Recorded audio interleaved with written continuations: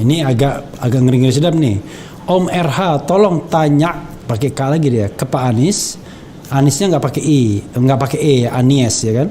Apabila terpilih jadi next Presiden RI, apakah proyek-proyek mubazir yang menghamburkan uang negara seperti KA cepat, kereta api cepat Jakarta Bandung, dan IKN akan dilanjutkan? Nah, ini bola panas juga ini. Tapi bener loh ini ditanya nih. Ya, silakan. Ya, gini, di dalam satu pemerintahan ya. Itu saya sambil baca lihat ini ya. Boleh. Dan saya bukan tidak memperhatikan, saya pasti saya perhatikan. Tapi saya sambil lihat ini. Memang you're good multitasking. Jadi gini, Ref. Ini ya. Kita ini kan mengadopsi prinsip demokrasi. Di dalam demokrasi itu setiap 5 tahun sekali itu kita melakukan proses pemilihan umum dan pilpres. Sebetulnya apa sih fungsinya ini? Pemilihan umum tiap 5 tahun itu. Sebenarnya gini, Ref, kalau dibuat analogi ya, Ref ya. Kita ini berangkat dari titik nol menuju tujuan bernegara. Tujuan bernegara kita itu tertulis dalam pembukaan Undang-Undang Dasar 45. Iya.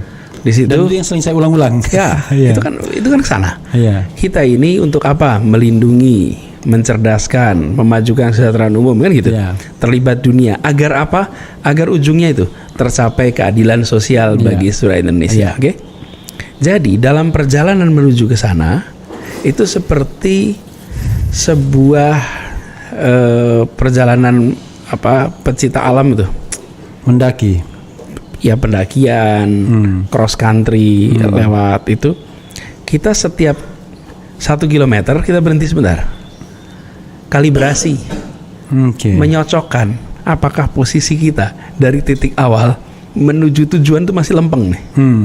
Oke, kemudian arah itu diperbaiki, dilempangkan. 5 tahun kita kalibrasi lagi, 5 tahun kita kalibrasi lagi, dan ketika 5 tahun itu, yuk ketua rombongannya siapa yang kita tentukan untuk etapa kedua, etapa ketiga. Jadi setiap waktu kita itu merujuk kepada sebuah tujuan akhir. Nah, kira-kira gitu. Jadi ketika kita di 2009 ada pemilu, 2014, 2019, ini nanti 2024, itu bukan semata-mata melihat etapa 5 tahun terakhir. Ini adalah sebuah garis panjang menuju keadilan sosial. Kan cita-citanya itu. Jadi ketika setiap etapa selalu muncul hal-hal yang harus diteruskan, ada hal yang harus dikoreksi, lalu ada hal yang harus dihentikan, dan ada hal baru yang dibawa. Selalu 4 itu. Jadi kalau IKN tadi yang diapakan? Saya termasuk Refli ini kita kerjakan di Jakarta itu. Termasuk ketika kita mulai bertugas, lihat apa yang kemarin sudah dilakukan.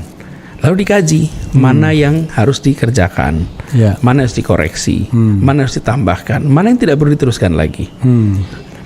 Jadi sederhananya kita ingin agar apa yang sudah dikerjakan itu memberikan manfaat sebesar-besarnya untuk warga Indonesia.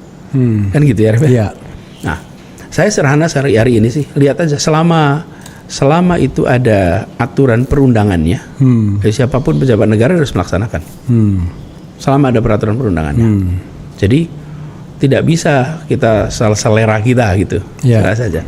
Nah, keputusan itu harus dihormati. Jadi ketika kita, adapun nanti konstelasi politik berubah, lain persoalan. Makanya kalau ditanya sekarang, dan itu buktinya apa di Jakarta? Di Jakarta, saya lagi pakai rekam jejak nih.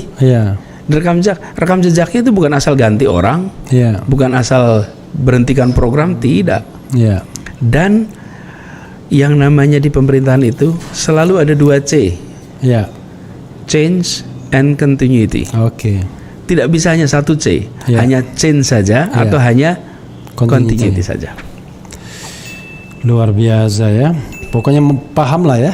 Kira-kira artinya ya nantilah IKN nanti kita dievaluasi lagi apakah akan change apa continuity, kira-kira begitulah ya. Apapun kan nggak ada yang tidak bisa diubah ya di dunia ini kan.